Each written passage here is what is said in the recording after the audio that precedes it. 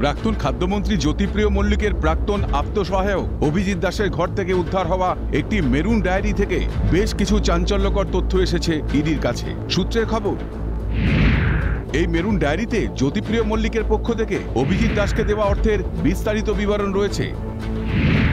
এছাড়াও এই ডায়েরিতে হিতেশ চন্দক এবং অন্যান্য মিল মালিকদের কাছ থেকে পাওয়া যাবতীয় অর্থের হিসাব রয়েছে বলে জানা গিয়েছে।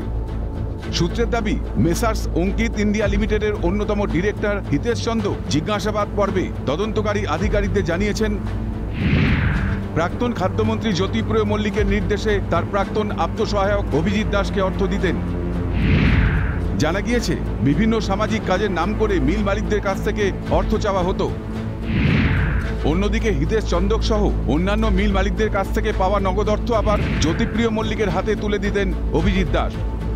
সম্প্রতি রেশন বন্টন দুর্নীতি মামলায় প্রাক্তন খাদ্যমন্ত্রী জ্যোতিপ্রিয় মল্লিকের আত্মসহায়ক অভিজিৎ দাসের বাড়িতে তল্লাশি চালিয়েছিলেন ইডির আধিকারিকরা। সূত্রের খবর, সেই তল্লাশি অভিযানে উদ্ধার হয় মেরুন রঙের একটি ডায়েরি। এরপর সেই ডায়েরি রহস্য উন্মোচন করার জন্য একাধিকবার জিজ্ঞাসাবাদ করা হয় অভিজিৎ দাসকে। তার বয়ানের ভিত্তিতে জিজ্ঞাসাবাদ করা হয়েছিল প্রাক্তন খাদ্যমন্ত্রীকেও। অবশেষে সেই মেরুন ডায়েরি রহস্যভেদে সমর্থ হল কেন্দ্রীয় তদন্তকারী সংস্থা।